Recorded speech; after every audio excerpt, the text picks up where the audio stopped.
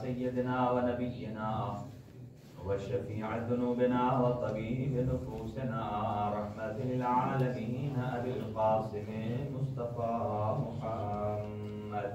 اللهم صل على وصيه وبديله ووارث علمه علم الأولين والآخرين يعقوب الدين أمير المؤمنين زوج فاطمة الزهراء والد الحسن والحسين سيد الأوصياء علي بن أبي طالب عليه السلام.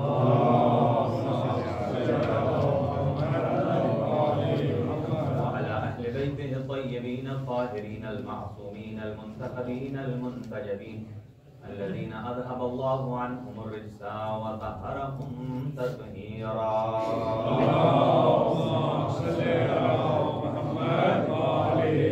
لا سيما على بقية الله الأعظم روحي وأرواح العالمين لتراب مقدمه الفداء عجل الله تعالى فرجه الشريف وسهل الله تعالى مخرجه الشريف ولعنة الله على أعدائهم أجمعين من يومنا هذا إلى قيام يوم الدين. أما بعد فقد قال رسول الله صلى الله عليه وآله وسلم أفضل الأعمال أمتي انتظار الفرج. صدق الله رسول الله صدق رسول الله صلى الله عليه وآله وسلم. اللهم صل على محمد. خداوند متعال ہم سب کی دعائیں قبول فرمائے. دور دراز سے مومنین اور مومنات جو تشریف لائے ہیں اللہ تعالیٰ ان کو اس کا اجر جمیل اور جزیل عنایت فرمائے. تمام دینی دنیاوی شرعی حاجات پوری فرمائے. مریضوں کو شفائے کلی عنایت فرمائے. برادر نادر حسین صاحب کو اور جناب محترم کرنل صاحب کو اور سید ارشاد حسین شاہ صاحب ہیں, صادق کاظمی صاحب ہیں. ایک مومنہ نے درخواست دعا کی ہے اور ایک اور کپل مریض ہیں, اللہ تعالیٰ ان کو شفائے کلی عنایت فرمائے.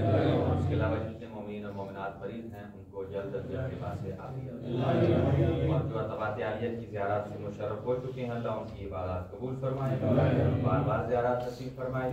اور جو خواہش رکھتے ہیں ان کو بھی خداوند عالم اس پربرکت پرمعنویت مقام کی بار بار زیارت نصیب فرمائے. امام زمان اجل اللہ تعالیٰ فرجہ الشریف کا جلد ظہور فرمائے. سب کو امام کے اعوان و انصار میں شمار فرمائے. تمام شہدائے ملت جعفریہ صدر اسلام سے لے کر آج تک اور جو انہی ایام میں جو کہ ایک ذاکر اہل بیت ذکر محمد و آل محمد علیہ السلام کرتے ہوئے جامع شہادت نوش کر گئے ہیں اللہ ان کے درجات بلند فرمائے. شہدائے کربلا کے ساتھ معصور فرمائے اور ظالمین کو کیفرے کردار تک پہنچائے. ایک دعاؤں کی قبولیت والی بابا سے بلند صلوات کرتے ہیں.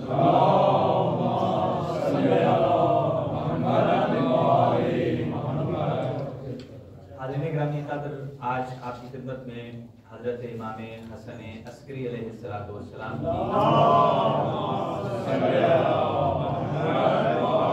آپ کی حیات طیبہ کا تھوڑا تذکرہ کریں گے, چونکہ یہ دونوں جو حسنین ہیں یعنی امام حسن مجتبی علیہ السلام اور امام حسن عسکری علیہ السلام کا ذکر نارملی کم ہوتا ہے بنسبت دیگر ائمہ معصومین علیہ السلام کے. اور امام حسن عسکری علیہ السلام کا چونکہ آپ کی عمر مبارک ہی ٹوٹل 28 سال یعنی کہ انشاءاللہ ہم مسائل کی آپ کی خدمت میں پیش کریں گے, کیونکہ میری خواہش ہوتی ہے کہ میں پورے ایام اعضاء میں ترتیب سے ایک مسائل کو بیان کیا جائے اور جو لاسٹ جو اب تک ہم نہیں پڑھ سکے ہیں ان کو بیان کریں گے آپ کی خدمت میں. اور پھر انشاءاللہ آئندہ سال زندگی رہی تو پھر اسی سلسلے کو, کیونکہ یہ ذکر ہے تو ہم بھی ہیں. یہ نہیں کہا جا سکتا کہ ہم ہیں تو ذکر ہے, اس بات کا الگ بات ہے. ٹھیک ہے, یعنی یہ ہمارا احسان نہیں ہے کہ ہم مجلس کا انعقاد کر لیتے ہیں آ کر بیٹھ جاتے ہیں, بلکہ یہ عزائے حسینی کا انعقاد اور عزائے حسینی کا لطف اور کرم ہے کہ جس نے ہمیں تسبیح کے ایک دھاگے میں موتیوں کی طرح پرو دیا. دیکھیں کوئی کہاں سے آیا, کوئی کہاں سے آیا, کوئی کہاں سے آیا, سب ایک جذبے سے آئے اور وہ کیا ہے ذکر محمد. لہذا یہ بات اپنے آپ کو باور کرانی چاہیے کہ ہم ذکر کی وجہ سے ہیں, نہ یہ کہ ذکر ہماری وجہ سے ہے. اور اس بات پر ہمیں کوئی ملال نہیں, کوئی ہمارے دل میں شک تشکیک نہیں ہے کہ ہم نے علی کا دروازہ کیوں پکڑا ہے اور کسی کا کیوں چھوڑا ہے. یہ بھلے ایک کیا ہزاروں اس جیسے آئے گولیاں مارتے رہے چھلنی ہوتے گئے، بلکہ یہ تو ذکر ہے جو سید الشہداء کی زیارت کے لیے جاتے تھے ایک ایک ہاتھ کٹا کے چلے جاتے تھے. آج کل تو زیارت کرنا بہت آسان ہے، ذکر سید الشہداء کی تشریف کرنا آسان ہے، لیکن اب دیکھیں اس کیفیت اس ذاکر اہل بیت کی کہ کتنے خوبصورت انداز سے اسے شہادت دی. یعنی اس کی زبان پر دعائیہ کلمات محمد و آل محمد کا ذکر کیا، اور ذکر کے اختتام پر ہی اپنے آقا و مولا سے جا کر دیکھیں آپ اور ہم سب ذاکر ہیں، ٹھیک ہے نا. ضروری نہیں ہے کہ ذاکر جو سامنے آئے مائک پر وہ ذاکر ہے، نہیں، ذاکر جو ذکر کرنے والا. جتنے ذکر کرنے والے ہیں اللہ تعالیٰ کی ذات ان سب کی زبانوں کو مبارک کرے. اور یہ اس سے ہمارا یہ اور ہوں گے جو ڈرنے والے ہیں، ہمارا ایمان اور مضبوط ہوتا ہے. حضرت ایک میں آپ کو بات بتاؤں، حضرت امیر المومنین کے زمانے میں شاید آپ کی توجہ ہو یا نہ ہو، اس سے پہلے جتنے گزرے ہیں ادوار خلفاء کے، ان میں اور علی کے زمانے میں ایک بڑا انفرادی فرق ہے. اور وہ فرق کیا ہے؟ پہلے تینوں نے جو اپنی حکومت بنائی اس کا دارالخلافہ مدینے کو رکھا. علی نے آتے ہی دارالخلافہ تبدیل کیا. کبھی سوچا کہ انہوں نے کیوں رکھا اور علی نے کیوں بدلا؟ انہوں نے چونکہ وہ حق پر نہیں تھے، انہیں پتا ہے کہ ہم نے نبی کے سہارے ہی چلنا ہے، انہی کا نام یوز کرنا ہے، انہی کے شہر کو یوز کرنا ہے، انہی کی قبر کو یوز کرنا ہے. لیکن علی ابن ابی طالب جب تبدیل کر دیا، کسی نے حضرت علی کو یہ تو نہیں کہا کہ رسول اللہ نے وہاں بنایا تھا تو آپ نے یہاں کیوں بنا لیا. ہو سکتا ہے کوئی کہتا تو علی فرماتے کہ رسول جو مجھے بتا گئے نا وہ تجھے نہیں بتا گئے.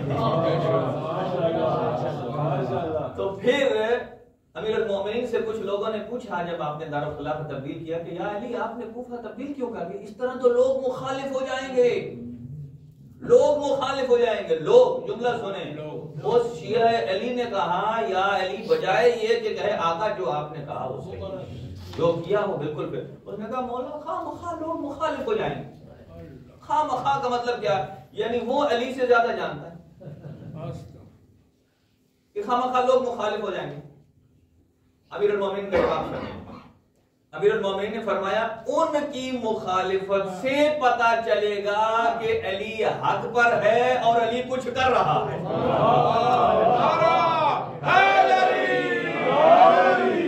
ان کی مخالفت بتاتی ہے، حسد اس کے ساتھ ہوتا ہے جو کچھ کر رہا ہوتا ہے اور نظر آ رہا ہوتا ہے.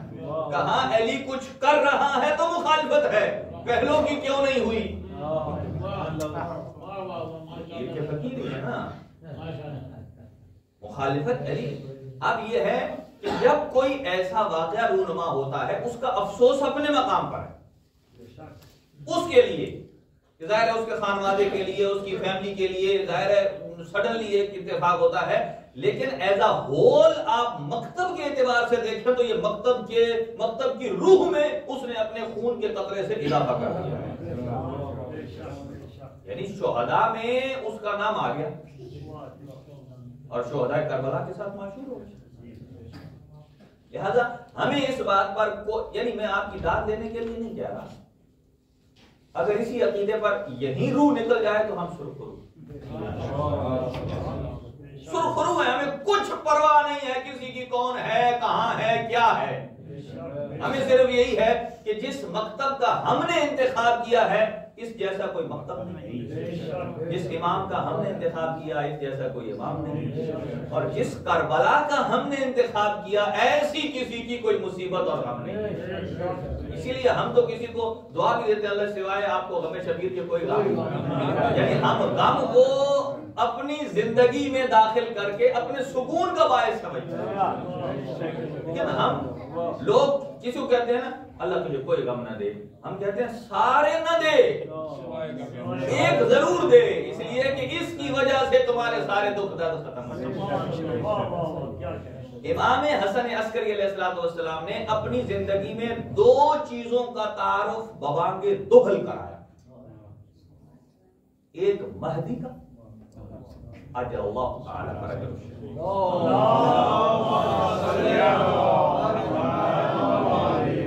ایک امام مہدی علیہ السلام کا اور دوسرا مہدویت کا۔ یہ 2 چیزیں، مہدی شخص سے امام ہے اور مہدویت وہ نظام ہے کہ جو امام کی زندگی میں بھی تھا، غیبت میں بھی ہے، اور جب ظہور فرمائیں گے تو بھی ہوگا۔ اور امام کے بارے ہمیں یہ عقیدہ رکھنا ضروری ہے کہ امام ہمارے آخری امام ہیں بارگاہ کا، یعنی امام مہدی آخر الزمان علیہ السلام کے متعلق جو ہمیں عقائد کی ضرورت ہے وہ پہلا یہ کہ ہمارے امام ہیں، دوسرا وہ آخری امام یعنی حضرت رسول خدا صلی اللہ علیہ وآلہ وسلم خاتم الانبیاء ہیں، اور امام مہدی آخر الزمان خاتم الاوصیاء ہیں، یعنی وہ آپ صلی اللہ علیہ وسلم پر نبوتیں تمام ہیں اور آپ پر امامت تمام ہے، اس کے بعد کوئی امام نہیں ہے، یہ ہمارا عقیدہ ہے۔ اور یہ بھی بات کہ امام اس دنیا میں تشریف لا چکے ہیں، یہ بھی عقیدہ رکھنا ضروری ہے۔ اچھا، ابھی عرض کرتا ہوں 4-5 دلیلیں آپ کی خدمت میں، اور یہ بھی عقیدہ رکھنا ضروری ہے کہ جب امام تشریف لائیں گے تو رجعت ہوگی۔ اچھا، کس کی رجعت کیا ہوتا ہے؟ پلٹنا، یعنی جو مر گئے امام کی محبت میں وہ اٹھیں گے۔ لوگ اس کو نہیں مانتے، لیکن اگر کسی کی قبر سے کوئی آواز آ رہی ہو تو فوراً ریکارڈ کر کے سوشل میڈیا پہ چلا دیں گے، قبر کے اندر زندہ ہو گئی۔ یہ نہیں بتاتے قرآن مجید نے کتنی رجعت کی مثالیں۔ رجعت کا مطلب یہ ہے کہ مر جانے کے بعد دوبارہ واپس آ جانا، تو یہی ہے، جبکہ انہیں معلوم نہیں ہے کہ اگر اولی الامر اذن دے اور حکم کرے تو کیسے وہ واپس نہیں آ سکتے۔ اور کہ امام زمان جب ظہور فرمائیں گے تو رجعت ہوگی۔ البتہ ایک دعا ہے کہ جو آدمی مسلسل پڑھے گا تو اس کی رجعت ہوگی، وہ ہے دعائے عہد، اس کو ضرور پڑھیں۔ دعائے عہد پڑھنے والا امام کے ساتھ پڑھتے ہیں، اور پھر ہمارا یہ عقیدہ کہ ہمارے اعمال امام کی بارگاہ میں جا رہے ہیں، یہ عقائد رکھنا۔ اور اگر کہے کہ کوئی امام اس وقت دنیا میں نہیں ہے تو پھر من مات ولم یعرف امام زمانہ ہی مات میتۃ۔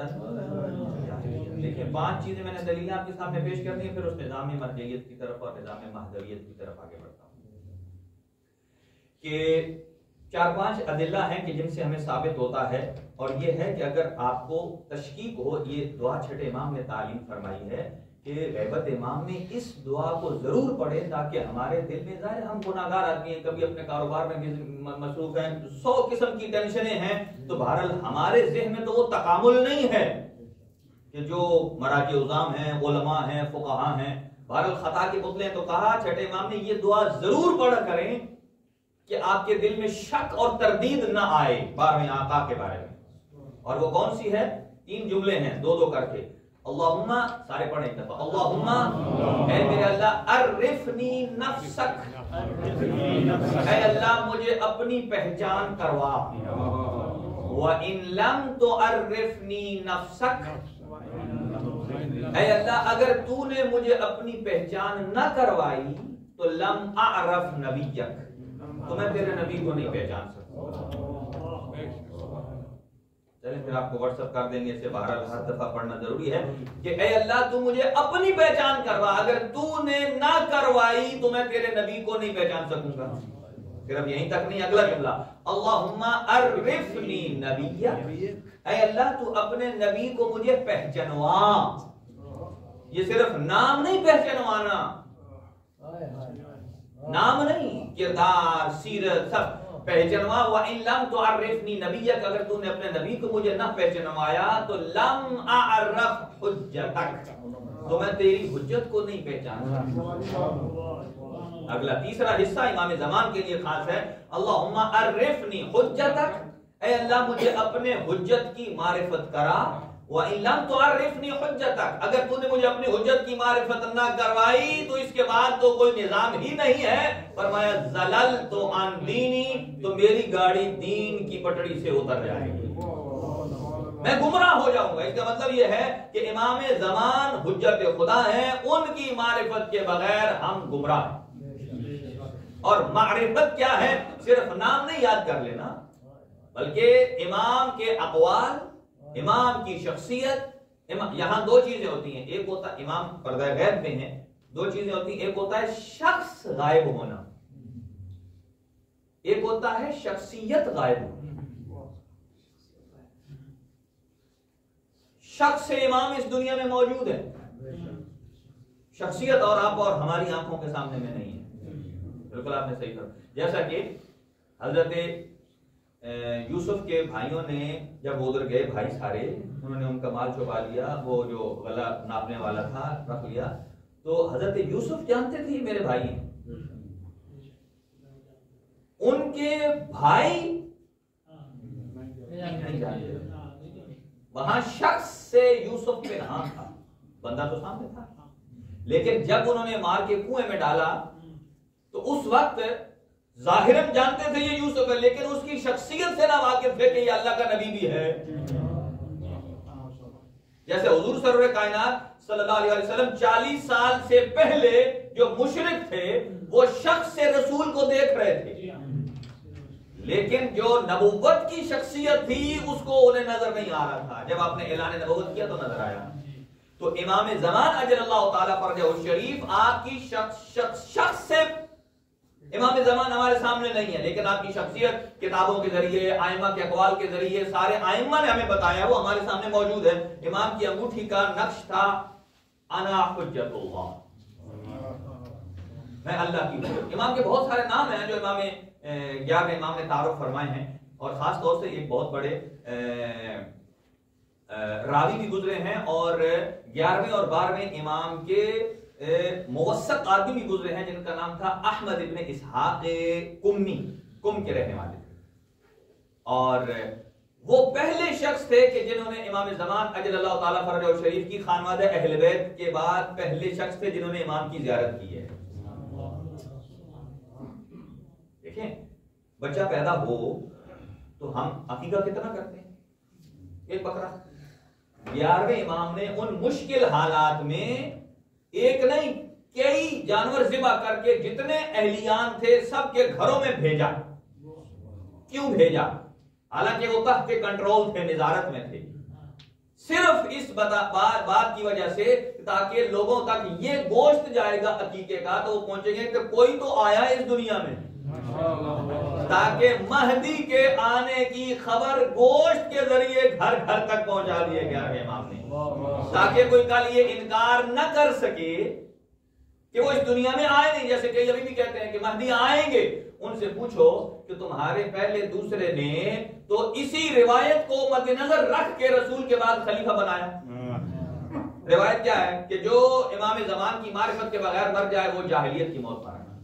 اچھا مجھے آپ سے ایک سوال ہے، وہ یہ ہے کہ مجھے بتائیں، ایک طرف ہے رسول خدا صلی اللہ علیہ وسلم کا غسل، کفن، جنازہ، تدفین، اور دوسری طرف ہے چلے بفرض مثال ان کے امام بنانا. ان دونوں میں کون سا کام زیادہ مہم؟ تدفین زیادہ مہم ہے یا وہ؟ یقیناً تدفین. اچھا ایک بات بتائیے، اگر کوئی آدمی فوت ہو جائے اس کا غسل کفن کس کے اوپر واجب ہے؟ اس کے خود اپنے اوپر؟ اسی لیے واجب کفائی ہے، کوئی ایک کر دے تو کافی ہے. البتہ معصوم کے لیے خاص ہے کہ معصوم کا غسل کفن دفن معصوم ہی کر رہے ہیں. اور یہاں ایک دلیل یہ بھی ہے کہ یہ توفیق الہی ان سے اللہ نے سلب کی ہے کہ وہ معصوم تھے ہی نہیں. پہلی تو بات یہی سلب ہو گئی نا کہ اگر ہوتے تو یعنی موضوع ہی منتفی ہے ان کے لیے. اچھا امت کا کام ہے کہ وہ ان کے غسل کفن کو کرے، یہ امت پر واجب ہے، اگرچہ واجب کفائی ہے لیکن واجب ہے. لیکن نبی امام بنانا یا اپنا جانشین بنانا یہ رسول کی ذمہ داری اور ان کا فریضہ ہے، نہ کہ امت کا فریضہ ہے. دیکھیں حالات یکسر کیسے پلٹے کہ امت نے ہر چیز تبدیل کر دی، جو فرض رسول خدا پر تھا وہ اپنے ہاتھ میں لے لیا، اور جو فرض ان کا تھا انہوں نے اس فرض کو چھوڑ دیا۔ یعنی اس کا مطلب یہ ہے کہ وہ سوائے ذاتی اور وقتی مفاد کے سقیفہ اور کچھ نہیں ہے، کچھ نہیں۔ اور لہذا اسی وجہ سے انہوں نے کہا کہ جلدی سے امام بناؤ، کہیں جو ان بٹوین مر جائے تو وہ جاہلیت کی موت نہ مرے۔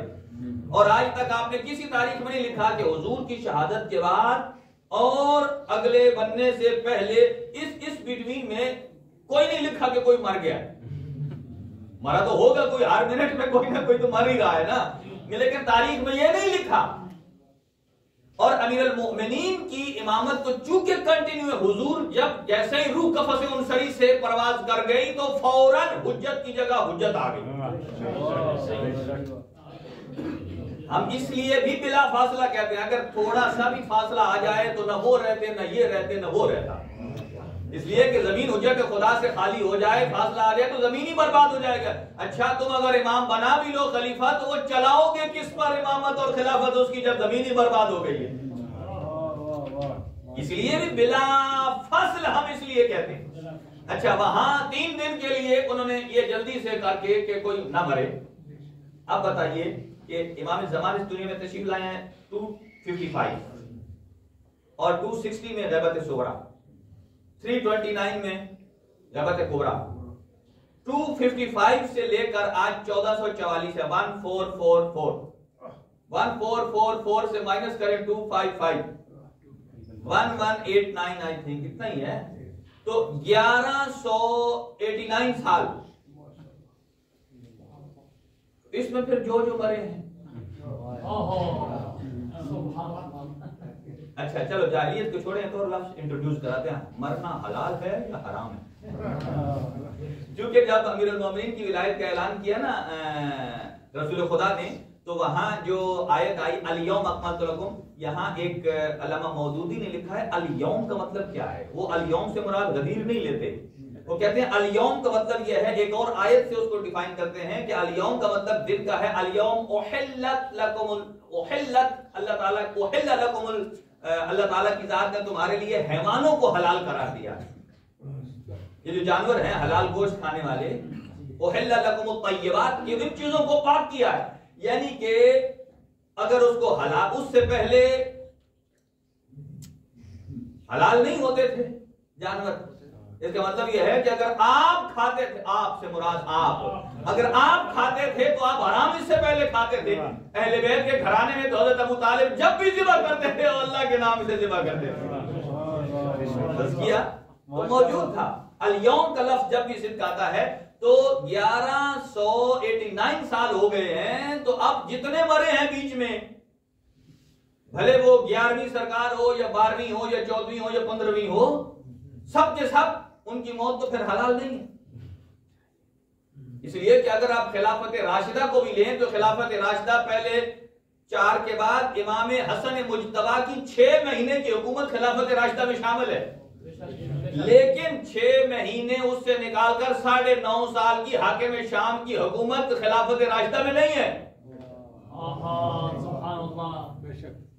10 سال امام حسن مجتبیٰ امام رہے ہیں نا، اور 6 مہینے اس کے بعد سلو، پھر 9.5 سال جو حکومت بنتی ہے ان کی وہ حکومت خلافت راشدہ میں نہیں ہے۔ اس کا مطلب ہے خلافت راشدہ کی پیمائش کرنے والوں کو بھی پتا ہے کہ اس کی ابتدا وہاں سے اور انتہا امام حسن مجتبیٰ تک ہے، وہ اس کے بعد والے حصے کو خلافت راشدہ میں شامل اس لیے نہیں کرتے، انہیں پتا ہے کہ اس کے کرتوت کیا ہیں اور اس کے بعد والے کے کرتوت کیا ہیں۔ نہیں، ایک انالیسس ہے نا، آپ اسے دیکھیں کہ صرف یہ کہنا من مات ولم یعرف امام زمان ہی، اس کا مطلب یہ ہے کہ اتنا عرصہ گزر گیا، اچھا ہم تو چلو اس بات کے قائل ہیں کہ امام زمان آ چکے ہیں، تو یہ کہتے ہیں آئے ہی نہیں ہیں، تو ان کی تو اپنی حیات شروع سے لے کر اینڈ تک حرام کی موت ہے، ظاہر ہے انہوں نے تو امام کی معرفت ہی نہیں لی۔ اب اسی طرح اور بہت ساری افضل الاعمال فی امتی انتظار الفرج، فرماتے ہیں میری امت کے بہترین اعمال میں سے یہ ہے انتظار کرنا 12ویں آقا کا۔ اور یہ جو 8 اور 9 کا دن آتا ہے نا، دیکھیں ایک اعتبار سے 8واں 11ویں امام کی شہادت ہے، اور 12واں جو اس کے بعد نیکسٹ ڈے ہے 9، وہ کیا ہے؟ وہ 12ویں امام کی تاج پوشی ہے، امامت کا پہلا دن، یعنی وہ دن ہمارے لیے اچھا۔ مجھے یہ بتائیں کہ امام کو جب امامت ملتی ہے تو وہ بھی بادشاہوں کی طرح جو کنگ بنتا ہے، پریزیڈنٹ بنتا ہے، وہ خوشی مناتا ہے، کسی کو دعوتیں کرتا ہے؟ نہیں کرتے۔ کیوں؟ وہ مطمئن ہے، اس لیے کہ زمانے پر حجت خدا ایک ہوتا ہے، امام ایک ہی ہوتا ہے، انہیں پتا ہے کہ میں ایک ہی ہوں جسے اللہ نے بنایا ہے، میں ان کو بھلے کھلا دوں، ہر روز بھی کھلاؤں، جس نے ماننا ہے بغیر کھائے بھی مان لے گا، جس نے نہیں ماننا وہ کھا کے بھی نہیں مانے گا، کھا کے بھی نہیں مانے گا، لہذا یہ طے شدہ بات ہے۔ تو یہ دونوں دن انتہائی اہم ہیں، ایک 11ویں امام نے تعارف فرمایا، اور اسی کے نیکسٹ ڈے ہمیں تجدید بیعت کرنی ہے اپنے زمانے کے امام پر، اور ہم نے یہ ثابت کرنا ہے اے آقا و مولا ہم آپ کی رعیت میں ہیں۔ رعیت میں ہیں کا مطلب کیا ہے؟ کہ آپ کے کچھ حقوق ہیں جو ہمارے اوپر واجب ہیں، ہمارے اوپر لازمی ہے، کیا کہ جہاں ہم اپنی دعا کرتے ہیں، اپنے بچوں کے لیے دعا کرتے ہیں، اپنے زمانے کے امام کی صحت و سلامتی کے لیے دعا کرنا ہمارے فرائض میں سے ایک فریضہ ہے، ہمارے فرائض میں سے ایک فریضہ ہے۔ دیکھیں ہم زیارات پہ جاتے ہیں، کتنی کڑک کڑک کے دعائیں کرتے ہیں، یا اللہ مجھے وہ بھی دے دے، یا اللہ مجھے وہ بھی دے دے۔ ان دعاؤں میں ایک جو صحیح سرسخت دعا ہونی چاہیے، جو ہمارے دل سے نکلنی چاہیے زور سے، وہ زمانے کے امام کا ظہور ہے۔ کیا معلوم جو آدمی زیارات پر گیا ہے اس کے راستے میں امام زمان کی ملاقات ہوئی ہو؟ کیوں؟ اس لیے شخص سے امام ہم نہیں جانتے، شخصیت امام تو جانتے ہیں۔ بہت سارے واقعات ایسے ہیں جب امام ظہور فرمائیں گے تو لوگ کہیں گے میں تو ان کو دیکھوں۔ جیسے ایک شخص بہت ہی دعویٰ کرتا تھا میرے آقا آج میں یہ کر دوں گا، میرا آقا ایک نجار تھا، یعنی فارسی میں سے نجار بولتے ہیں، اردو میں یعنی لکڑی کا کام کرنے والا، تو وہ اس کی دکان پر یہ لکڑی کی چیزیں ہوتی تھیں، اور وہ ساتھ جو اس کے کارمند کام کرتے تھے، وہ جیسے کہتے ہیں نا وہ کیا کہتے ہیں، ہاں جی، وہ برادہ وغیرہ جو خاک اڑتی ہے یہ وہاں، تو اس نے ایک ٹیبل سے رکھا ہوا تھا تاکہ کوئی دوست آ جائے، یہ وہ تو امام زمان ادھر پہنچ گئے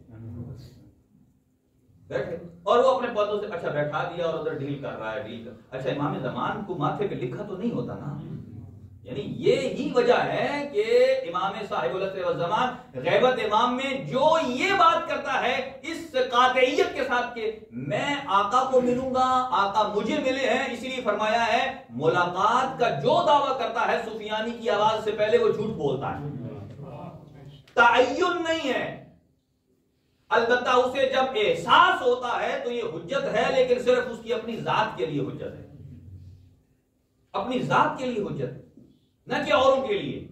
اور جس کی امام زمان سے ملاقات ہو جائے تو وہ میرے خیال ہے بالکل ہی پیدل ہوگا آدمی جو سب کو بتائے میری آقا سے ملاقات ہوئی ہے، میری آقا سے ملاقات، اسے کیا پتا یہ ایسا گوہر ہے کہ جو گوہر نایاب ہے، جو اگر نکالو گے تو پھر وہ سلب ہو جائے گا۔ جو معرفت آئی تھی جس کی وجہ سے اس کے پاس آ کر آقا بیٹھے اور وہ اپنے گاہکوں سے لگا ہوا ادھر، یہ وہی زبان اس کی جو پہلے زبان تھی، تو کہا کہ ٹھیک ہے ہم آپ سے اجازت لیتے ہیں۔ تو جب اجازت کے لیے نکلا تو کہا کہ ٹھیک ہے ہم آپ کی کچھ خدمت نہیں کر سکے، تو یہ ہے میں ادھر مصروف رہا، تو یہ تو جاتے وقت کہا کہ تو امام زمان کا دعویٰ کرتا تھا، اپنے ایک مہمان کی تو خدمت کر نہیں سکا۔ جیسے ہی آنکھوں سے اوجھل ہوئے تو سمجھا، گڑ گڑانے لگا، مگر اب کیا ہو جب چڑیاں چگ گئی کھیل، کیا ہو؟ امام زمان کا ٹھکانہ کہاں ہے؟ مسجد حنانہ، مسجد سہلہ، کربلا معلی، سرداب سامرہ، مدینہ الرسول، مسجد کوفہ، ایسی جگہ جو دیوانے اور عاشق ہوتے ہیں زمانے کے امام کے، وہ انہیں تلاش کرتے ہیں، وہ زمانے کے امام کو تلاش کرتے ہیں۔ ہم اسی چیز میں ہوتے ہیں، مولا کے گھر کنویں سے گئے بھر بوتل، معرفت میں کتنا فرق ہے۔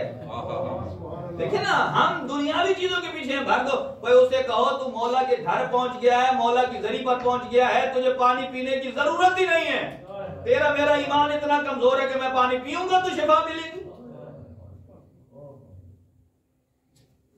پانی پیوں گا تو شفا ملے گی۔ یعنی یہ تو ان کی اولاد سے ہیں کہ اگر پیر رگڑتے ہیں تو زمزم نکل رہا ہے. اور آپ اندازہ لگائیں, اب دیکھیں مجھے غریب کی دیکھے میں نہیں گیا, کتنے لوگوں نے آگے اس کو کنویں کے پانی, مجھے پتہ ہی نہیں تھا, میں نے کسی کو نہیں کہا مجھے لا کر دے, مجھے بھائی جس کی جہاں سے آنا ہوتا ہے وہ آ جاتا ہے. ان کی مہربانی ہے جنہوں نے ہمیں وہاں یاد رکھا. یعنی یہ چیزیں ہوتی ہیں کہ اپنے زمانے کے امام کو تلاش کرنا, وہی جگہ ہیں, انہی جگہوں پر ہم دیکھیں مسجد کوفہ 1000 انبیاء کا مسکن ہے, 1000 انبیاء نے ٹھکانہ اس جگہ رکھا ہے, اور وہاں مقام جبرائیل بھی ہے اوپر, اور اسی مسجد میں امیر المومنین کے سر میں ضرب لگتی ہے, اور وہی مسجد ہے جو کھچا کھچ بھری ہوتی ہے 21 رمضان کو 19 رمضان کو. تو جو 12ویں امام کا تعارف فرمایا, یعنی ہمارے دونوں ذمہ داریاں ہیں. 11ویں امام کی شہادت, اسی کو تو مکتب تشیع کہتے ہیں کہ 8 کو ہم غم منا رہے ہیں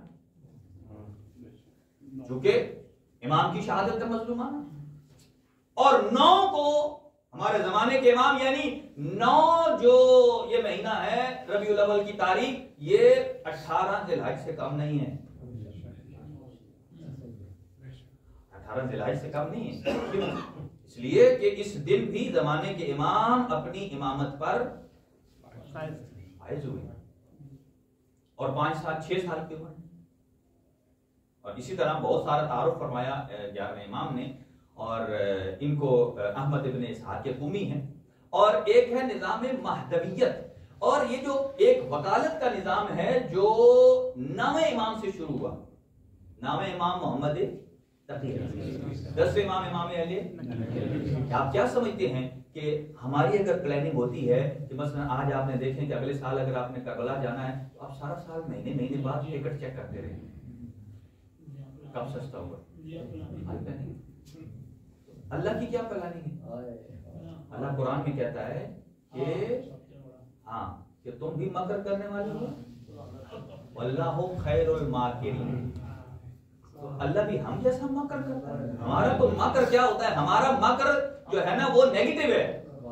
مکر کا مطلب یہ ہے ڈرامہ, یعنی اصل اور باطن اور. اللہ کس سے ڈرتا ہے؟ اس نے مکر کرنا. اللہ جب کہتا ہے اس کا مطلب یہ ہے کہ واللہ خیر الماکرین, اللہ ان کے مکر کا توڑ پیش کرتا ہے. کبھی حجت خدا کے ذریعے توڑ پیش کرے گا, کبھی آپ کی اور ہماری عبادات کے ذریعے اس کا توڑ پیش کرے گا. کبھی ایسا ہوتا ہے کہ ایک آدمی کو کسی کی نظر لگنی ہوتی ہے, اور یہ مسلم ہے, نظر لگنی ہوتی ہے تو انسان بعض اوقات وہ قرآن مجید کھول کے تلاوت کر لیتا ہے, چل یار. اور زیادہ تر ہم پتہ ہے یہ کیا کرتے ہیں, قرآن مجید کا 30 سے 12 کھول لیتے ہیں, اور آخری چھوٹی چھوٹی صورتیں جو ہے وہ ہم پڑھ لیتے ہیں, اور اسے ہلکا نہ سمجھیں. ٹھیک ہے, جو آپ پڑھتے ہیں, جو آپ کو اچھا لگتا ہے وہ آپ پڑھیں, ان صورتوں کو ہلکا نہیں سمجھنا. ہو سکتا ہے آپ قرآن مجید کی آخری 2 صورتیں پڑھ لیں, وہی نظر بد کا تعویذ ہے. اور جو آپ کو نظر لگنی ہے خود اپنی زبان سے محفوظ ہو جائیں. ہمارے ہاں یہ ہوتا ہے کہ کسی کو نظر لگ جائے یا کوئی تعویذ, ہم کہتے ہیں مولانا صاحب ہمیں دے دیں, ٹھیک ہے ہم دے دیں گے, ہم حاضر ہیں. لیکن یہ ہے کہ اگر وہ خود آپ پڑھ لیں تو وہ اور زیادہ اثر کرے گی. دیکھیں جو مجھ سے تعویذ لیتا ہے, میں نے کبھی یہ نہیں کہا کہ اسے کھول کے نہ پڑھ, میں کہتا ہوں کھول کے پڑھو. اسے پڑھو گے تو آنکھوں کے ذریعے سے ثواب بھی ملے گا, دیکھو گے اور پتہ چلے گا, یقین ہوگا کہ میں اللہ کا کلام پڑھ رہا ہوں, معصومین کا فرمان پڑھ رہا ہوں. تعویذ میں کوئی ایسی چیز نہیں ہے جو کسی کو چھپا کر دی جائے, سوائے ان بوٹیوں کے جن کو کوئی کہتے ہیں کہ اسے جلا دو, سڑاؤ گے تو یہ ہو جائے گا, کوئی پتہ نہیں یہ میں نے ڈھانچہ بنا لیا ہے, یہ پتہ نہیں کیا بنا لیا ہے. ہاں وہ ٹوٹ کے. قرآن اگر رمز میں بات, اگر دیکھیں نا قرآن کے رمز کیا ہیں, کچھ تو آیات ہے نا, مثلا جو سیدھی بسم اللہ الرحمن الرحیم, کچھ رمز ہیں, رموز جنہیں کہتے ہیں حروف مقطعات, جیسا الف لام میم. یہ ایسے حروف مقطعات ہیں کہ جتنے مرضی مفسر چلے آئیں, بھلے امام آئیں یا بھلے خلیفہ آئیں, وہ پورے قرآن کا ترجمہ کر دیں گے, الف لام میم کا ترجمہ نہیں کریں گے, الف لام را کا ترجمہ نہیں کریں گے, کاف ہا یا عین صاد کو ایز اٹ از لکھ دیں گے. کیوں؟ اس لیے کہ یہ راسخون فی العلم نہیں ہے, اس کا پتہ انہی کو ہے کہ اللہ نے جن کے دل پر قرآن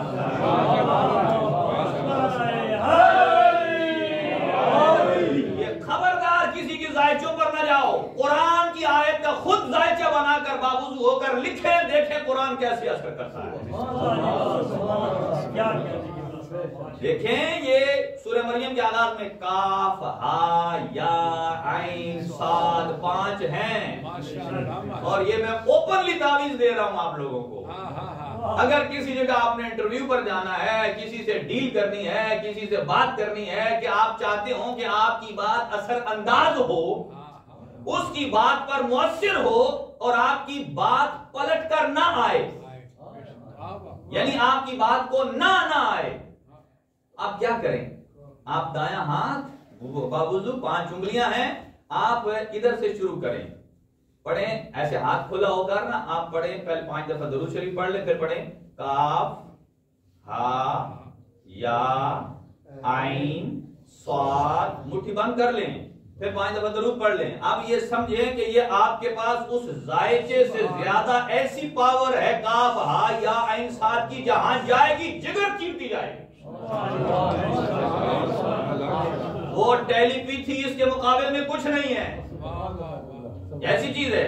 بس آپ نے صرف ہاتھ کھولنا ہے، اور یہ کوئی جادو ٹونا نہیں ہے، میں آپ کو بتا رہا ہوں، یہ حقیقت ہے، آیات قرآنی ہے، یہ رمز ہے، اور یہی وہ حروف مقطعات ہیں۔ جب جناب سیدہ سکینہ، جناب سیدہ زینب کبریٰ سلام اللہ علیہا اسی جس گھر میں سے آپ پانی بھر کے لاتے ہیں وہاں درس دے رہی تھی، وہاں پہ دیکھا کہ حسنین کریمین کا ایک چھوٹا سا مکتب، یہ جسے کہتے ہیں مکتب الحسنین، مکتبۃ الحسنین، وہ کیا ہے؟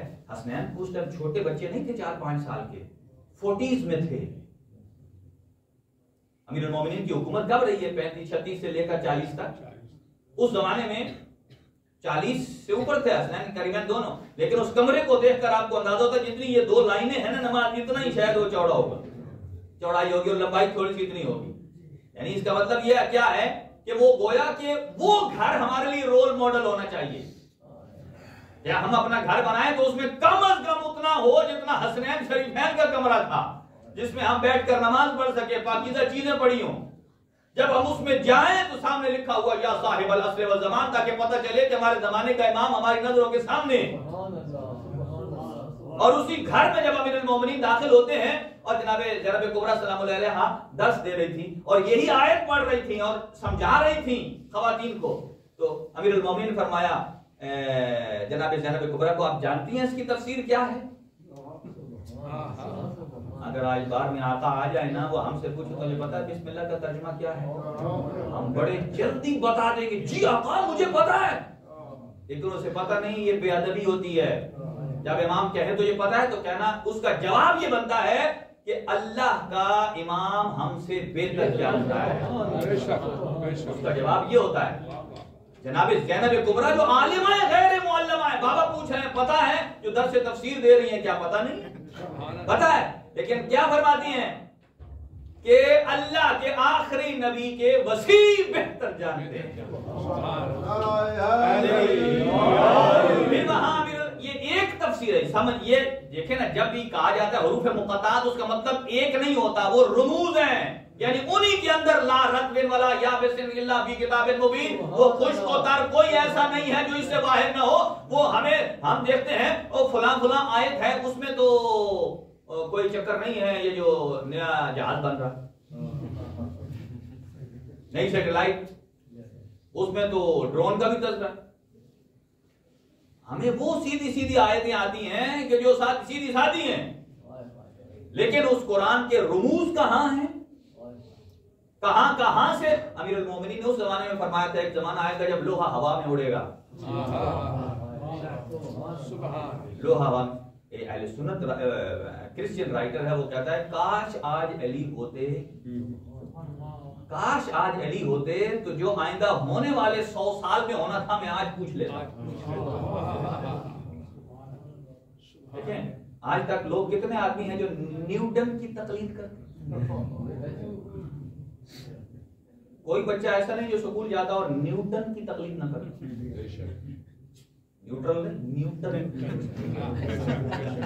سب کو پتا ہے نیوٹن۔ جب بھی آپ جائیں گے پڑھیں گے اس کو، اگر وہ کہے نہیں میں ٹیچر میں نیوٹن نہیں پڑھتا ہوں، وہ کہے گی کیوں؟ یہ تو تقلید ہو جاتی، وہ کہیں گے پھر اگر تقلید نہیں کرتا ہے تو گھر بیٹھ جائے. اس کو کیا کہتے ہیں؟ پیروی کرنا، کسی کے نظریے کو آگے لے کر چلنا. اس کا مطلب قطعاً یہ نہیں ہے کہ میں نے اپنا سب کچھ لے. ہو سکتا ہے کل کوئی نیوٹن کے بعد دوسرا ایک ایسا آ جائے جو اس کا توڑ دے دے، کوئی نئی تھیوری لے آئے، اس کی پیروی شروع نہیں. اس تقلید کا اس سے کوئی مطلب نہیں ہے اس سے کہ ہم نے اپنا ضمیر بیچ دیا، ہم نے اپنا سب کچھ بیچ دیا. قطعاً اس کا مطلب یہ نہیں. اسی طرح 12ویں آقا کی غیبت میں جب آپ 329 میں غیبت کبریٰ میں گئے ہیں اور 260 سے لے کر 329 تک جو پیریڈ رہا ہے، اس میں امام زمانہ نے بنفس نفیس خود ایک نظام انٹروڈیوس کرایا ہے جسے کہتے ہیں نظام مرجعیت، نیابت کا نظام. مرجع کسے کہتے ہیں؟ مرجع اسے کہتے ہیں جس کی طرف ہر چیز کا پلٹاؤ. رجعت کسے کہتے ہیں؟ جا کر آنا. اسی را جیم عین سے ہی ہے مرجعیت. یعنی کہ کوئی ایک چیز ہو، جیسے کہ آپ کہہ سکتے ہیں کہ مثلا اس حال میں جو مرجعیت ہے وہ علم حضرت ابوالفضل عباس کی، یعنی جو آدمی اندر آتا ہے علم غازی عباس کی زیارت کرتا ہے. یعنی ہمارا پلٹاؤ یعنی جس کی طرف ہے اس کی طرف رجوع کیا جاتا ہے. رجوع کیا جاتا ہے کس لیے؟ کوئی نماز ضروری نہیں ہے کہ کوئی آدمی پیسہ ہی مانگے، گھر مانگے، کوئی نماز پڑھنے کی توفیق مانگتا ہے. ٹھیک ہے. آج بھی آپ جب کربلا جاتے ہیں آپ نے کیا سمجھا؟ آپ ایسے ہی جا کر آپ مولا حسین کی زری پر ہاتھ لگا لیں؟ نہیں. جب تک مولا غازی عباس کی طرف سے آج بھی اجازت نہ ہو آپ زری امام حسین کو نہیں چھو سکتے، نہیں چھو سکتے. جیسے حضرت ابوالفضل عباس 61 ہجری میں علمبردار تھے، وفادار تھے، امام حسین کے محافظ تھے، جو آتا تھا امام حسین تک پہنچنے کے لیے حضرت عباس کی اجازت ضروری ہوتی تھی. آج بھی جب آپ یہاں سے امام حسین کی زیارت کو جاتے ہیں، جب تک میرا آقا عباس کی اجازت نہیں ہوگی آپ پلٹ کر آ جائیں گے، آپ کی زری کو ہاتھ نہیں لگے گا. طے شدہ بات ہے. ایمانیات اتنی قوی ہونی چاہیے. تو 12ویں آقا کا ایک نظام دیا. یہ جو وکالت نیابت کا نظام ہے یہ 9ویں امام سے انٹروڈکشن وہ جو عرض کر رہا تھا آپ کی خدمت میں، اور وہ یہ ہے کہ ہمیں پتا ہے کہ اگلے سال ہم نے زیارت پر جانا ہے، ابھی سے پلاننگ کرتے ہیں. تو کیا اللہ کو نہیں پتا کہ میں نے 12ویں کو غیب میں بھیجنا ہے اور لوگوں کا ذہن بھی تیار کرنا ہے اس کام کے لیے تیار ہو؟ جب واللہ خیر الماکرین ہے تو اللہ کی بہترین تدبیر ہے، بہترین تدبیر ہے. تو 9ویں چونکہ آخری ہمارے جو 3 ائمہ گزرے، امام محمد تقی علیہ السلام کی بھی عمر جو ہے وہ بہت کم ہے، 25 سال 25 سال کیا ہے. فوراً اس کے بعد پھر مولا امام نقی علیہ السلام آتے ہیں، ان کی تھوڑی سی زیادہ ہے. پھر اس کے بعد 11ویں امام ہے 28 سال. یعنی جتنی ایک عام آدمی کی ایک عمر ہوتی ہے اس کے بیچ میں 3 ائمہ کی حیات طیبہ گزری. کتنے جلدی سے. تو ہر امام اسی غیبت 8ویں امام کی خدمت میں جب بھی 12ویں آقا کا جب کا نام آتا تھا نا، آپ قائم کا نام دیتے تھے تو کھڑے ہو جاتے، کھڑے ہو جاتے. کیوں؟ ذہن تیار کر رہے ہیں. کیا قائم کا مطلب کیا ہے کہ جب ہمارا 12واں آئے گا 8ویں امام اٹھ کے بتاتے ہیں، جب وہ آئیں گے ان کے آنے سے ہماری گردنوں پر واجب ہے کہ ہم کھڑے ہو کر امام کی اطاعت کریں کہ آقا لبیک یا صاحب العصر والزمان جو فرمائیں ہم آ جائیں. 8ویں امام نے زمین ہموار کی، اور 5ویں امام نے 5ویں 6 امام کی بھی حدیث ہے، وہاں سے ذہن ہموار. تو یہ افضل الاعمال فی امتی انتظار الفرج کس کی ہے؟ رسول خدا کی ہے. تو رسول خدا نے وہاں سے ذہن بنانا شروع کیا. اور اسی طرح 9ویں امام پھر 10ویں. اور ایک اور یہ ہے کہ جب اب یہ دیکھیں شہدائے کربلا، جب امام حسین علیہ السلام کی شہادت ہو جاتی ہے، 5ویں امام کی یہ روایت ہے کہ کچھ ملائکہ آسمان سے آتے ہیں اور بارگاہ خداوندی میں کہتے ہیں یا اللہ تیرے نبی کا بیٹا شہید ہو گیا، ہم ان کی مدد نہیں کر سکے، افسوس. اللہ تعالیٰ نے فرمایا ادھر ہی رک جاؤ، تمہیں روک لیا ہے اس حجت کے لیے کہ جو اسی حسین کا آخری بیٹا ہے. جب وہ آئے گا ان کی نصرت آپ نے کرنی ہے. بس جب انہیں کہا آپ ادھر دیکھو، جب دکھایا تو ائمہ کے انوار تھے جو آنے والے ائمہ تھے. سید الشہداء کے صلب میں سے آنے والے ائمہ، اور انہوں نے دیکھا باقی سارے سجدے میں ہیں اور ایک ہے امام جو قیام کی حالت میں ہے، وہ 12ویں آقا تھے۔ جب قیام کی کہا، وہ جو قیام کی حالت میں ہے وہی قائم آل محمد ہے، وہی قائم آل محمد ہے۔ پریپریشن نام امام نے، اور یہ احمد ابن اسحاق قمی، یہ 10ویں امام سے شروع ہوتے ہیں ائمہ سے ملتے ہوئے، پھر 11ویں امام کے زمانے میں 12ویں، انہوں نے خود 11ویں اور 12ویں امام تو 10ویں اور 11ویں تو تھے ہی خود حکومت کی اس میں سرپرستی میں، اسی لیے جب کوئی آتا تھا تو وہ کہتے تھے سوال نہ پوچھو، بس جواب لیتے جاؤ اپنا، یعنی وہ جواب تبرک کی شکل میں لیتے جاؤ۔ تو 11ویں امام نے یہ بھی تعارف فرمایا کہ جب ہمارا 12واں آئے گا، اور یہ جو پہلے نائب ہیں، 4 نائب تھے نا، اس ٹائم پر ان کو ذکر کرنا بڑا ضروری ہے کہ یہ نظام مرجعیت دیا ہے امام حسن عسکری علیہ السلام نے۔ پہلے جو نائب ہیں امام زمانہ کے، جن کا نام ہے عثمان ابن سعید عمری، ہاں میں چاہتا تو میں یہ بھی کہہ سکتا تھا آپ کو چلانے کے لیے، واللہ خیر الماکرین، کہ ابن سعید عمری نہ لیتا، لیکن لے اس لیے رہا ہوں چونکہ یہ عثمان اس عثمان پر نہیں ہے، یہ اویئرنیس کی ضرورت ہے، یہ اس عثمان، ہارون دیکھیں، ہارون بھی تو ہے نا، ہارون الرشید بھی ہے۔ آپ کی نظریں ہارون الرشید پر رک جائیں تو نبی کا وہ فرمان کے درجہ، یا علی انت منی بمنزلۃ ہارون، کیا ہوگا؟ اس پہ نہ جائیں۔ عثمان ابن مظعون جو سب سے پہلے صحابی تھے، جنہوں نے رسول اکرم صلی اللہ علیہ وآلہ وسلم، رسول خدا نے جن کا جنازہ پڑھا اور جنت البقیع میں سب سے پہلے وہ دفن ہوئے، عثمان ابن مظعون، عثمان ابن سعید عمری، یہ 11ویں امام کے بھی وکیل رہے، اور یہ سمان تھے۔ سمان کہتے ہیں، سمن عربی میں کہتے ہیں گھی کو، تو یہ گھی بیچتے تھے، یعنی کاروبار تھا۔ اور ایسے یہ حکمت دیکھیں، اہل بیت اطہار کے ساتھ جو لگنے والے ہیں ان کی حکمت دیکھیں کہ کیوں، یعنی اسی لیے کہا گیا ہے، چھٹے امام نے فرمایا کہ امتحنوا شیعتنا عند الثلاث، ہمارے شیعوں کو 3 چیزوں سے پہچانو، ان 2 میں سے ایک تیسری چیز کیا ہے کہ ان کو ہمارے اسرار اور راز دیکھ کر پہچانو، کہ کیف یحافظونہم، کیف محافظتہم عند عدونا، کہ ہمارے دشمنوں سے وہ راز کیسے چھپا کے رکھتے ہیں۔ اگر یہاں کو بندہ کہ نہیں کرو، ہمیں کسی سے ڈر لگتا ہے، یہ کیا ہے، تو وہ آ نہیں گیا کیمرے کی آڑ میں، کچھ چیک اینڈ بیلنس ہوتا، کچھ نہ کوئی تو کنٹرول کرنے والا ہوتا۔ ہم مارے جاتے ہیں تعارف میں، یہاں بھی ضرورت ہے، ہر آدمی کے لیے ضرورت ہے، اب دائیں بائیں نگاہ رکھے، آپ سب کا منہ ادھر ہوتا ہے، میرا منہ ادھر ہوتا ہے، ہو سکتا ہے آپ کو پیچھے والا بندہ نظر نہ آئے، مجھے ہر ایک نظر آتا ہے،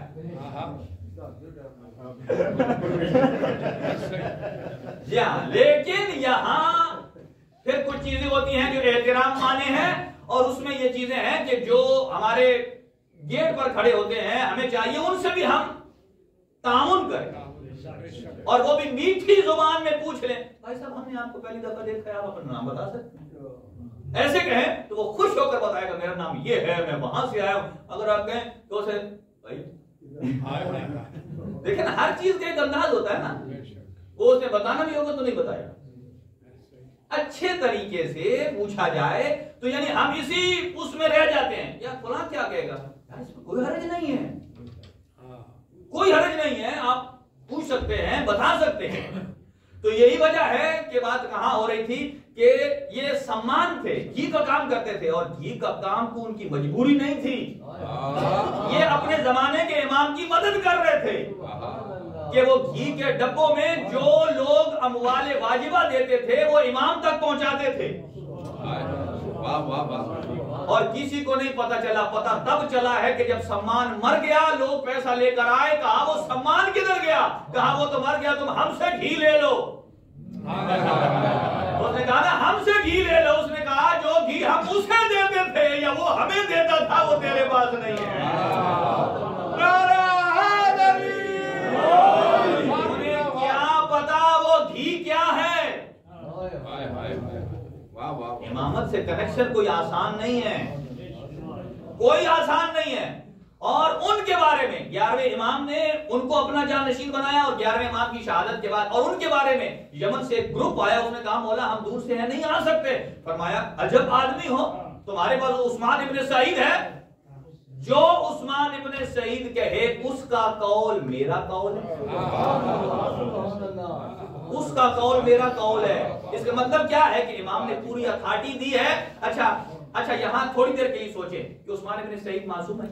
نہیں، غلطی کر سکتا ہے. اگر کسی ایک مسئلے میں اگر وہ غلطی کر دے تو چونکہ امام نے کہا ہے جو میرا قول ہے اس کا قول ہے، تو آپ کیا کہہ سکتے ہیں کہ وہ غلط قول امام کی طرف آ جائے گا؟ یہی وجہ ہے کہ امام پشت پناہ ہے. اس کا مطلب یہ ہے جو یہ کہہ رہا ہے وہ میرا ہے، یعنی صحیح کی نسبت اس کی طرف ہے. اگر غلط ہو گیا تو ہم کھڑے ہیں، اصلاح کرنا ہمارا کام ہے. یعنی ہمارے زمانے کا امام ایسا نہیں ہے کہ غلط ہوتا رہے، دیکھتا رہے، چپ رہے. تو آپ کیا سمجھتے ہیں؟ قطعاً ایسا نہیں ہے. ان کا قول میرا قول. تو جس کی امام کی زبان کی مہر لگی ہو. اچھا مجھے یہ بتائیں کہ 260 سے لے کر 329 تک جتنے افراد گزرے ہیں شیعہ، آپ کو ان کے بارے میں کیا خیال؟ صحیح یا غلط؟ کیونکہ ایک چیز ان میں اور ہم میں مشترک ہے کہ نہ انہوں نے امام کو دیکھا نہ بالکل صحیح. اور کون صحیح تھے جو کہ عثمان بن سعید کو چل ہٹ پیچھے، مجھے ڈائریکٹ امام تک جانے دے. کیا بات ہے، کوئی کہتا نہیں میں تقلید نہیں کرتا تیری، تجھ سے نہیں پوچھتا، مجھے ڈائریکٹ امام پر جانے دے. امام آگے سے کہیں گے اگر تو اس تک بھی نہیں نہ آتا تو میرے تک بھی نہ آتا. یقیناً کہ جو عثمان ابن سعید امری تک جو میرے اس امر کو نہیں سنتا ہے، جب اس کو کہہ دیا اس کا قول میرا قول ہے، اس کا مطلب یہ ہے کہ جب عثمان نے تجھے دھتکار دیا تو سمجھ پھر امام کے قدموں میں تیرا کوئی ٹھکانہ نہیں ہے. اور ان کے بعد 11ویں امام نے فرمایا تھا کہ عثمان ابن سعید میرا وکیل ہوگا اور اس کا بیٹا میرے بیٹے کا وکیل ہوگا. اور انہوں نے تقریباً 6 سال ان کی نیابت رہی ہے 12ویں آقا کی، 11ویں آقا کی بھی تھی. اور اس کے بعد آگے ان کے بیٹے. اگلی بات سنتے چلیے، اس کو میں ان کا نام ہے محمد، ان کا نام تھا نا عثمان ابن سعید امری، ان کا نام محمد شروع میں لگا لی، محمد ابن عثمان ابن سعید. اچھا تو وہ آئے جیسے ہی اچھا ان کی نامینیشن کس نے کی؟ چلیں پہلے تو امام جاتے وقت بتا گئے کہ یہ، تو دوسرے کو امام آئے تھے دوبارہ، یہ نہیں لکھا ہوا کہ 260 میں امام گئے تو دوسرے کا اعلان کرنے پھر آئے ہیں، ظاہر ہوئے ہوں اور ظاہر ہو کر کہا یہ میرا بن گیا. امام نے اس دوسرے کا اعلان کس سے کروایا؟ عثمان بن سعید سے کروایا. یعنی اس کا مطلب یہ ہے کہ امام اپنا نائب بنا رہے ہیں، اپنے نائب سے نائب بنا رہے ہیں. ماشاءاللہ. اور اس کی بات بھی شیعوں کے لیے ویسے ہی حجت تھی جیسے زمانے کے امام کی ہے. کوئی تحریک ایسی نہیں ملتی اس زمانے میں کسی نے کہا ہو کہ ہم عثمان ابن سعید کے بعد ہم اس کے بیٹے کو وکیل امام زمانہ نہیں مانتے. کوئی تحریک، کوئی نام ایسی روایات میں نہیں ہے. ہاں جو مقتدی اہل بیت سے وابستہ ہوں انہوں نے کہا آمنا و سلمنا، اور جیسے یہ بنے امام کی توقیع آ گئی. یہ بات یاد رکھیے، توقیع کیا ہوتی ہے؟ ایک ڈائریکٹ خط ہوتا ہے، جیسا کہ 11ویں امام کا خط آیا شیخ صدوق کے والد کو، شیخ صدوق علیہ الرحمہ کے والد، اور شیخ صدوق علیہ الرحمہ کے جو والد ہیں علی ابن حسین بابوے، انہوں نے 12ویں آقا سے بھی رابطہ کیا ہے. اور 12ویں آقا سے رابطہ انہوں نے ڈائریکٹ نہیں کیا، وہ گئے حسین ابن رو کے پاس، کہا میرے آقا تک میری یہ بات پہنچا اور عریضہ دیا. یہ دیکھو شیخ صدوق علیہ الرحمہ جیسا بندہ جو صاحب العصر والزمان 11ویں اور 12ویں امام کی دعا سے پیدا ہوئے. جو دیکھیں آپ اور ہم جب دعا کرتے ہیں نا اولاد کے لیے، صرف یہ نہ کہا کریں یا اللہ مجھے اولاد دے، یہ دعا کرے یا اللہ مجھے ایسا بیٹا دے ایسی بیٹی دے جو فقیہ ہو. ظاہر ہے جب آپ فقاہت اپنے ذہن میں رکھیں گے تو اس کا لیول ہی آئے گا. ہم اپنے بچوں کی جب تربیت کرتے ہیں نا، ایک بہترین اصول ہے، ایک انگلش ڈاکٹر نے بتایا، اس نے کہا آپ جو چاہتے ہیں اپنے بیٹے کو بنانا، اپنی زندگی میں ڈاکٹر بنانا چاہتے ہیں، پائلٹ بنانا چاہتے ہیں، یہ اسے ڈی مورلائز نہ کر. تو نہیں کر، تو نہیں کر. ہاں اگر وہ جو بننا چاہتا ہے نا اس کو اسی نام سے پکارنا شروع کرو. اپنے بیٹے کو بیٹا تو پائلٹ، یہ لے جہاز سے اڑا. ابھی اس نے کہاں اڑانا ہے لیکن ذہن اس کا بن جائے، اس کا ذہن آہستہ آہستہ بن رہا ہے. ہاں بھائی وہ تو میرے لیے کوئی کام ہی نہیں، وہ تو کوئی کام ہی نہیں میرے لیے، کر لے. تو جس بچے کو ہم ڈاکٹر پائلٹ کے لیے کہتے ہیں، ہم اپنے کسی بچے کو نہیں کہہ سکتے بیٹا تو نے فقیہ بننا. یعنی امام زمان کا راستہ چھوڑ کر باقی سارے آپشن ہمارے ذہن میں ہیں، فقیہ کا نہیں ہے. کیا ایسا نہیں ہو سکتا کہ ایک ڈاکٹر ہو ساتھ فقیہ بھی ہو؟ آپ کو معلوم ہے اسی لیے کہا جاتا ہے شیعہ کی تربیت ایسی ہوتی ہے ان مجالس کے ذریعے سے. پھر جو شیعہ ڈاکٹر بن جاتا ہے یا جو کسی لیول میں جاتا ہے پھر وہ عام ڈاکٹر نہیں ہوتا، شیعہ ڈاکٹر. عام معلم نہیں ہوتا، شیعہ معلم ہوتا ہے. عام سائنٹسٹ نہیں ہوگا شیعہ. اس کا مطلب کیا ہے؟ شیعہ شیعہ شیعہ یعنی اس کا مطلب کیا ہے؟ یعنی جہاں بھی جائے دنیا کے کسی بھی شعبے میں وہ اہل بیت کا پیروکار رہے گا، اہل بیت کا پیروکار رہے گا. دیکھیں ایک فقیہ 17 سبجیکٹس میں ڈاکٹریٹ کرتا ہے. عام ایک ڈاکٹر ایک سبجیکٹ میں ڈاکٹریٹ کرتا ہے. تو جو 17 والا ڈاکٹریٹ ہے وہ ہمیں کوئی چیز دے دے تو دل میں ہضم نہیں ہوتی، پتہ نہیں کیا ہے کیا نہیں ہے. کیونکہ فرق یہ ہے کہ اس کے سر پہ وہ امامہ ہے جو ہمارے ائمہ کا، اس کے بدن پر وہ لباس ہے جو اہل بیت اطہار علیہ السلام ائمہ ہدا کی سنت اور سیرت. ہماری ایک مینٹیلٹی بن چکی ہے. ایک ہی بات دیکھیں، ایک حدیث ہے آپ سوشل میڈیا پر دیکھ لیں، امامے والا کوئی آدمی کہے تو لوگ کہیں گے چھوڑو. اور اگر کوئی آدمی 3 پیس سوٹ لگا کے ریڈ ٹائی لگا کے اچھے اسٹوڈیو میں بیٹھ کے وہ بات کرتے وہ کہیں گے او جی بڑا ڈاکٹر نے بڑی بات کہی، ڈاکٹر نے بڑی بات کہی ہے. یہ کیا وجہ کیا ہے؟ متاثر، وہ اس سے متاثر. چونکہ ہم اس معاشرے سے متاثر ہیں اس لیے تو ہمارے جب بدن پر روحانیت نہیں آتی تو اندر روح میں کیسے آئے گی؟ یعنی بدن پہ روحانیت کا مطلب یہ ہے کہ جب آپ نماز پڑھیں ہر آدمی جو کربلا جائے، میں نیکسٹ ٹائم آپ کو یہ کانسیپٹ دوں گا کہ جب آپ کربلا جائیں وہاں سے ایک عبا اپنے لیے ضرور خرید کر لائیں. یہ عبا خرید کر ضرور لائیں. خالی عبا جب بھی نماز پڑھیں اس کو اوڑھ کر پڑھیں. بھائی یہ جو عرب میں اتنے آپ ادھر جاتے ہیں وہ سارے فقیہ ہیں جو پہن کے گھوم رہے ہو؟ نہیں، عبا پہن کر نماز پڑھنے کا ثواب ہے. کیوں؟ اس لیے کہ یہ عبا ساتر ہے، ساتر چھپانے والی ہے. اللہ کے ہاں جتنا انسان عاجز ہو کر جائے، اپنے وجود کو چھپا کر جائے، اس میں کوئی قید نہیں ہے کہ ہم پہنتے ہیں آپ نہ پہنیں. عبا لیں، گھر میں پہنے، بہترین خوشبو لگائیں. اس سے یہ ہوگا کہ جب آپ نماز اس کو پہنیں گے تو خود بخود ایک ماحول بن جائے گا اپنے وجود کے اوپر، یار میں حالت نماز ہوں. یہ جو امامہ ہے ہمارا بندہ جب کوئی فوت ہو جائے نا، اور میں اپنی بات بتاتا ہوں آپ کو کہ یہاں جتنے جنازے پڑے ہیں، جہاں مولانا صاحب آخر میں اس کا امامہ تو باندھیں. عورتوں کا تو خواتین مکنا باندھتی تھا، آگے سب اس کا اچھا باقی سارا کام اور کر لیں گے، امامہ مولانا باندھے. کیوں؟ اس لیے کہ اسے باندھنا آتا ہے. اور ہمارے پاکستان میں دیکھ لیں، ہمارے جتنے بھی کوئی ایجڈ ہے، بزرگان ہیں، ان کے ساتھ پر ایک پگڑی ہوتی ہے، وہ اسی شکل کی ہے اور ہم اس کو کتنا احترام دیتے ہیں. آپ وہ بھی سر پہ کوئی چیز لے لیں گے، ٹوپی یا کوئی ایسی چیز آپ لے لیں، اس سے یہ ہوتا ہے کہ انسان اپنے آپ کو فیل کرتا ہے ہاں یار میں ابھی آزاد نہیں ہوں، میں کسی کی بارگاہ میں کھڑا ہوں، اس کی بارگاہ میں کھڑا ہوں. تو جب ان کے بیٹے آئے، جلدی سے اسے تمام کروں، تو جیسے ہی دوسرے نائب بنے، امام زمانہ کی توقیع پہ آ رہا تھا. توقیع کہتے ہیں کہ جو 12ویں آقا کی طرف سے لیٹر دے. اتستاسیوں میرے